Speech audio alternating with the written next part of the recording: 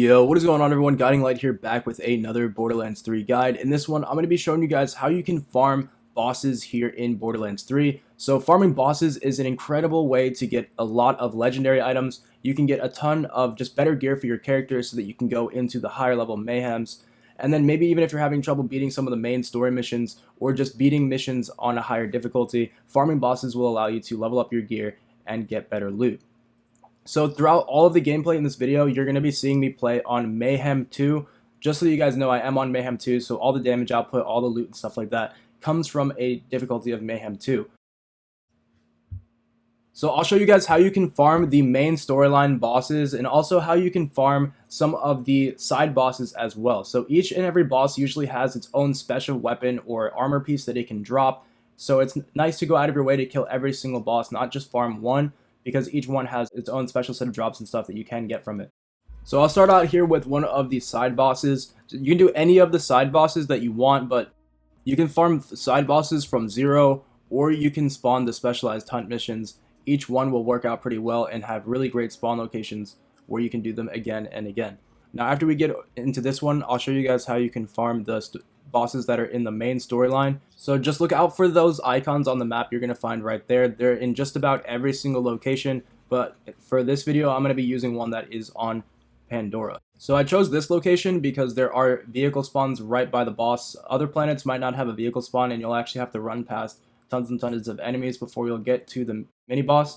So most of these boss rooms will have a bunch of ads that you'll need to clear out at first. So you'll see here I'm actually clearing out the first couple of rooms and that the boss finally does eventually come out of the spawn. So because I'm on Mayhem 2, I'm actually not getting that great of drops. I'm used to playing on Mayhem 3, so you may notice that a lot of the weapons that I'm getting aren't better than the ones that I currently own, and that's because I actually just turned off Mayhem 3 for the sake of this video because it is a little bit more difficult and I did not want to die a bunch of times. So before even killing the actual boss, we were given a legendary item. There's also tons of purples on the ground, and as you can see, my money is going up like crazy as well. So you always want to try to have the strongest possible weapons on, and you want to have your best build on because it's going to make these rooms get cleared out a ton faster. So if you have a really good rocket launcher or really good grenades or something like that that can do a bunch of damage to a small area, you want to stock up on as many as you can and definitely refill your ammo before going into these rooms so that you can do them as fast as you possibly can.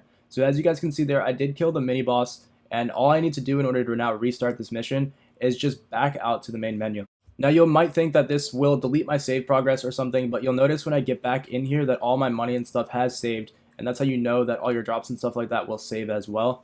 So as I load back in, you'll notice that it spawns me right outside of the room that we just started in, and now all the enemies are back as well. So this will allow you to continuously farm any of the mini bosses that 0 gives you, or any of the hunt missions that you can get as well. These are great ways to get experience and clear out these rooms if you want to get tons of XP and legendaries. Now, if you just want to farm like the main story bosses so that you guys can get their specialized gear, there's a really easy way to do that as well. So let's say you want to go farm some of the bosses that were in the main story. Now, you won't necessarily see these pop up on the map, and there's no way to go back into the mission and reselect it so that you can replay it, but you can still go back and actually defeat these bosses as many times as you'd like.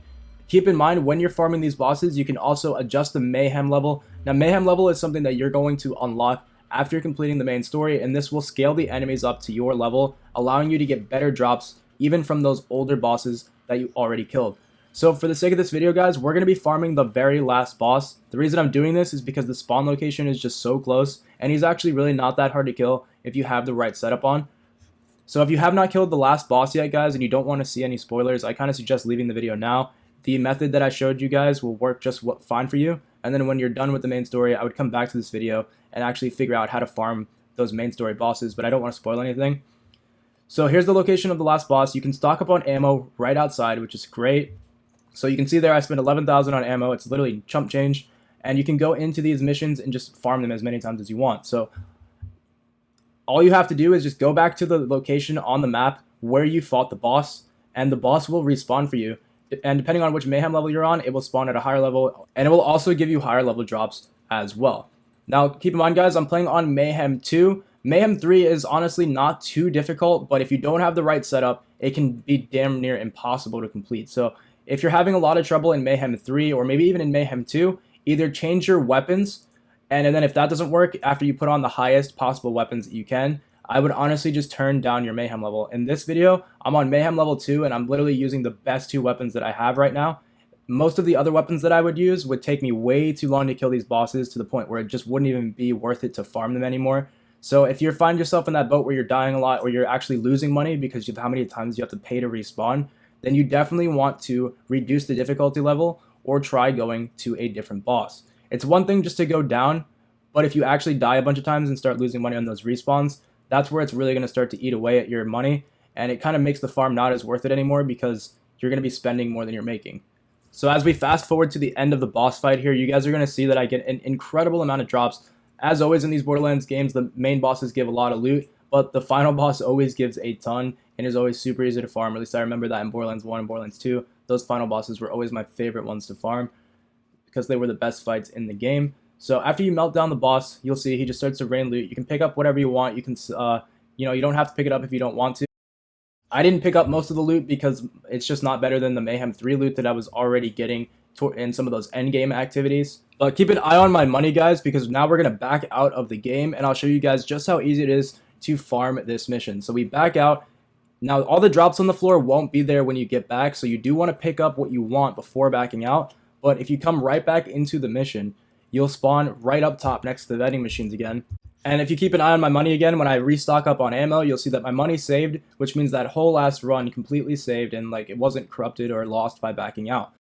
So you can farm these bosses as many times as you want. It's all about just finding out the location on the map where the main boss fight happened and then going back to that location. So this is one of the best bosses to farm because not only does he drop an insane amount of loot, but after you kill the boss, you can actually go into the vault room again and loot like 5 or 6 chests again every single run.